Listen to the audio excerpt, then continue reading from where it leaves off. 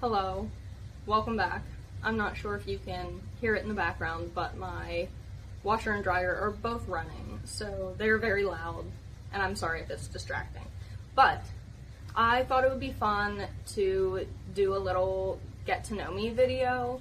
I know I've been making videos for quite a while, and I've talked about myself here and there, but I've never done a formal, about me video. So that's what we are doing today. I have a whole list of things to kind of talk about, and that will be it. So I hope you enjoy this. So, first thing is my top 5 books. My top 5 change very often depending on my mood, but I have a general top 5 that we will go over. First on that list is A Little Life. You can see at least 2 of my copies from here. I have this one is a special edition that I got from Waterstones in the UK that I had shipped here. And down here is a hardcover edition that is signed by the author. My boyfriend bought it for me, and it is one of my most prized possessions. Absolutely love that book. Next on my list, these 2 are kind of interchangeable, so I'm just clumping them together, but 1984 and Animal Farm by George Orwell. Absolutely love both of them. Just everything about them. I love the writing style is amazing. The plot is good. The whole, background and the meaning. I love all of it. First time I read 1984 was in high school. I was in 11th grade. I was a junior, and I'm so glad that I read it because it completely changed the way that I read and how I read. Such an amazing book. Next is another one that I read in high school for my honors English class in 11th grade, East of Eden by John Steinbeck. I absolutely love this book. I was terrified to read it when we first got it because of how large it is and because of how serious the content kind of is. It is a sort of Cain and Abel retelling. Something fun about me is that Cain and Abel is my all-time favorite story, biblical story. So I love books that are kind of based off of that. Absolutely beautiful Cain and Abel retelling. It's amazing how the history repeats itself is implied. Just the characters themselves, I love. It is so well written. One of my all-time favorite books. I cannot wait to reread it and annotate it because I'm going to have so many notes to put in that one. Next, this one is a thriller. This is the first one that is a different genre on here. Intensity by Dean Koontz. My mom introduced me to this book when I first got back into reading in 2024. I adore this book. It is one of my all-time favorite thrillers. The dual point of view is done flawlessly. The psychology aspect of it is done beautifully. I love Intensity. If you want a good serial killer thriller kind of book, please read Intensity by Dean Koontz. It is amazing. One of my all-time favorites. Last on this list is a little bit of an obscure one, and I know that a lot of people have negative feelings on this one, but my last is Things Have Gotten Worse Since We Last Spoke. It is written by Eric LaRocca, and it is very disturbing. It is kind of this chat between 2 women that have this odd relationship with each other, and they spiral. And Eric LaRocca did such an amazing job of showing this spiral that this woman had without telling you about it. the style of the writing, written in the form of emails and chat logs, absolutely amazing.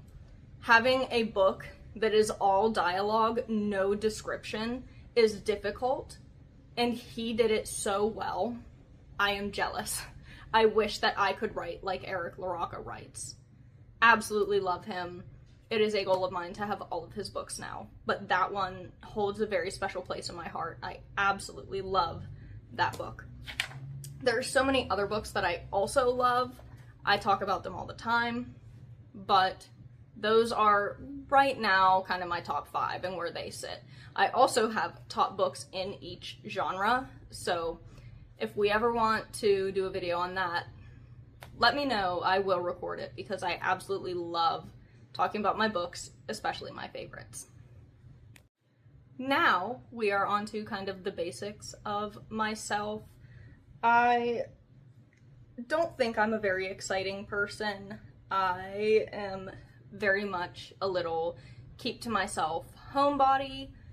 My boyfriend Justin is not, so most of my exploring is done with him. If it was up to me, I would be in the apartment with hot chocolate or blanket and a book all the time, or one of my many other hobbies that I will talk about soon. But the very basics of myself: I am 25. I will be 26 in June of 2026, so like 3 months and I will be 26. I hate thinking about it or saying it.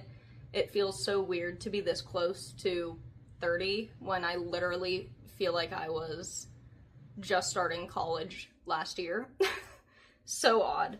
But as you can see by my shirt, I do have my undergrad degree in psychology from Chatham University.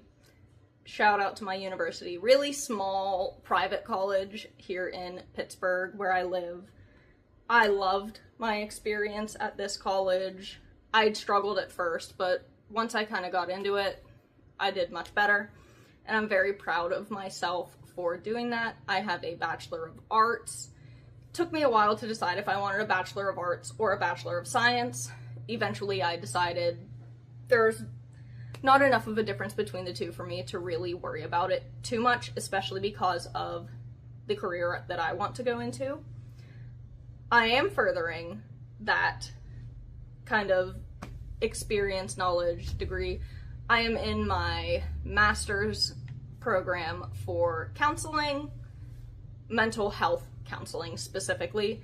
I want to be a children/adolescent therapist, like up to maybe teen years is where I'm thinking. I have wanted to do this for so very long. I decided that I wanted to do this when I was like 12. Everybody thought that I would drop it and pick something else. I never did. I kept with it. My whole family thought I was going to get an English degree. I had originally applied to schools for an English degree. I wanted an English degree, and depending on the school and the minors that they offered, I was going to minor in either poetry or creative writing. I have no idea what I would have done with that English degree if I would have gone through with it. Maybe I would be a librarian. I don't know. But eventually I was like, my true calling is psychology. I am so very interested in psychology. I love psychology. Oh, hello, the boy is coming to visit. But with my degree, I currently work in a school for students with special needs. We are, well, come here. We are a private school, so school districts will qualify their students to come to my school, and they will come to us to earn their degree and work through their stuff. A lot of my students are intellectual disability, autism, severe ADHD, things like that. But we do also work with students who have physical disabilities, who aren't able to go to a public school. Students with severe PTSD or anxiety also come to our school. We have a lot of students that kind of have a traumatic background and they would have a hard time at public school. And I absolutely love my job. I would never want to do anything else. Oh goodness, come here, you. I always said I would never work in a school, but now that I do work in a school, I can't see myself anywhere else. I absolutely adore my job. And that's pretty much the basics of me. A little bit about my childhood. I have always lived kind of in the greater Pittsburgh area. I grew up in Waynesburg, which is down by the West Virginia border. I love it down there. I love going back to visit family, but now we live closer to the city. We have lived there since I was in elementary school, and I am currently in my first apartment that me and Justin got in November of 2025, which is like right down into the town next to my parents. I absolutely love it here, but I grew up in a book house. Both of my parents were huge readers, and I started reading very young. Kind of kindergarten is when I started really reading. By first grade, I was reading like Junie B. Jones. I loved those little chapter books. So I've always been a reader, raised by readers, and that is probably mostly what sparked my love of reading. I've loved it for so long, and now I can use my free will and adult money to indulge myself in that. That's the basics of me. Next, I'm going to talk a little bit about my hobbies, which are kind of fun. So my first hobby is obvious, reading. I absolutely love to read. I own, at this point, probably close to 500 books. I know it doesn't look like a whole lot behind me, but I have multiple other shelves around the apartment that hold my books. I have duplicate copies of some books because when I annotate, I like to do it in a separate copy from one that I can just reread plain. Love annotating books. That's part of my reading hobby, is annotating. I love to annotate my favorite books. But yeah, I own probably close to 500 books. So if I keep going at the rate that I'm going, I might have an official library in the next few years. Exciting. It is a little overwhelming to some people, I think, when they come in and see the amount of books that I have, because I'm sure they know if they ask me about any of them, I'm going to be talking for hours. I try not to, but I really do love to read. Little bit of an escape from the real world. Another hobby that's very similar is writing. I like to use these kind of composition books or like notebooks that you get during back to school season. I will literally wait for them to be super cheap and then like bulk buy them. And I am a bit old school with my writing. I'm terrible at just sitting at a computer and typing. So I like to actually like hand write everything that I write. This one, I have an okay amount done, but like I've still got all this room and I am 100% going to fill it up. I am interested to see how many of these I can fill up by the end of 2026. I've been on a real writing kick lately, so who knows? Maybe I'll actually be able to finish a actual full-length story. We'll see about that. I also love to do art. I don't have any of my paintings right here, so let me go get one of my paintings so I can show it to you. So this is a painting that I made back in 2023.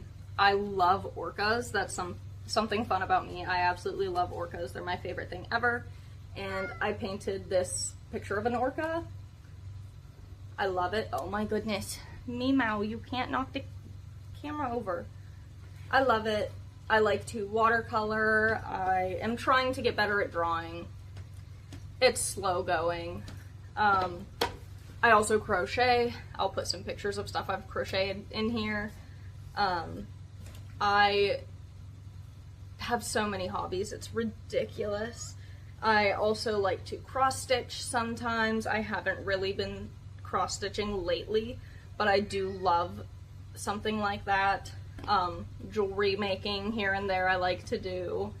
I bedazzle books. Here is one that I bedazzled. It's a copy of Fourth Wing, and I absolutely love it. I have Iron Flame that I need to also bedazzle to match it. It is so gorgeous. I absolutely adore it. And it's so fun. There she goes. But yeah, those are most of my hobbies. I don't do much outside of those. I tend to hyperfixate on one thing at a time, and then I just kind of switch between them. So every once in a while, I will, like, reading has been a constant for the last, like, 2.5 years, so hopefully that one will not drop off again like it did for many years when I was younger. I'm really enjoying reading, though, so I don't think it will. That's pretty much all my hobbies that I wanted to talk about. Now I wanted to talk a little bit about the people I'm close to, my family, all of that stuff. So that's what we'll do last, and then we'll say goodbye. So you already saw Mr. Meow. This is our other cat, Lily. They are both, how old are you? 4? Almost 4. They'll be 4 this November. But she's super fluffy. She's a little tiny girl. And she's mad at me for taking her off of the cat tower, but she'll be okay. They are both yappers. They're so loud and talkative all the time. Wonder who they get that from. Meow was a Christmas gift to Justin, my boyfriend. I talk about him often. You see him every once in a while. He was a Christmas gift. Lily was actually supposed to be my mom's cat. They are from the same litter. They've never been apart. They absolutely love each other. They spend time together all day long. So we kind of felt bad splitting them up when we were moving out. So we ended up taking my mom's cat, and I had to leave my cat Penny behind. But it's all worked out. All cats in this situation are happy, and I'm glad that we didn't split these poor guys up because they really do love having each other. So, talked about my kitties. Justin, my boyfriend, I'll put a picture of him somewhere. Absolutely love and adore him. He is the most supportive person ever in my life. He supports everything that I do, and he has helped me through so much in my life. We've been together for 7 years, almost 8. In upcoming 2026 August will be 8 years, which is crazy to think about. That is so long. He was with me through undergrad. He's here with me through grad. He has been with me through multiple jobs, multiple situations, multiple mental health crises. He is the most important thing in my life. This is crazy and extreme. It would have to be the most dire situation possible, but I would give up all of my books, my belongings, everything for him. I absolutely love him. And I can say that because I know he would never ever let me give up all of the things that I love. My direct family, my parents. I love my parents. They have also been with me through my entire life. Obviously, they're my parents, but they have also supported me and loved me through a lot of things in my life. They were the ones that started my love of reading. They continue to stoke the fire on my love of reading. They let me borrow books that they think I'll like all the time, and I absolutely love it. We go book shopping together, we go to the library together, we go to book fairs together. I absolutely love them. I also have a younger sister. Her name is Sarah. She is, oh my gosh, she's gonna be 23 next month. I don't even want to think about it. It's crazy. Ugh, I love my little sister. She will always be my baby sister. She hates it when I think of her as a baby still, but she will always be a baby to me. In my mind, she's always 12 years old. She will never be older than 12 years old. I absolutely love her. We had a rocky situation, a rocky relationship as children. We did not get along for a long time, but she is one of my best friends ever in my life now. We talk constantly. She comes to visit me at the apartment. I go to visit her. We hang out a lot. I absolutely love my sister. Oh, goodness, now they're gonna wrestle on the carpet next to me and make so much noise. Justin's family is also a very big part of my life. I am very grateful for Justin's family. They have put up with me through some very difficult times in my life. Oh my goodness. Calm down. They are absolutely amazing. Justin has 4 siblings. It's a lot. He has an older sister, an older brother, and 2 younger sisters. And I absolutely love them. I really do. Maybe it's hard to tell sometimes, but I am very proud to call them my in-laws. His mother is such a wonderful person. She has such a kind heart, and I would go probably to the ends of the earth for his family, because I love him and he loves them, and I want to always have everybody love each other. So that's I love them almost as much as I love him. I'll put it that way. Even if I don't get to see some of them all the time, I still love them. I have my beautiful niece Hadley because of one of his younger sisters. I also have 2 lovely older nieces because of his brother. I love being an aunt. It is the most fun thing in the world. And he has given me that privilege because of his family and how close they all are. And that's pretty much all you need to know about me. Meow is giving you weird eyes in the camera over there. That's pretty much it. That's all I have for this week. So I hope you had a good Friday. I hope you have a lovely weekend. I will see you next week. Happy reading.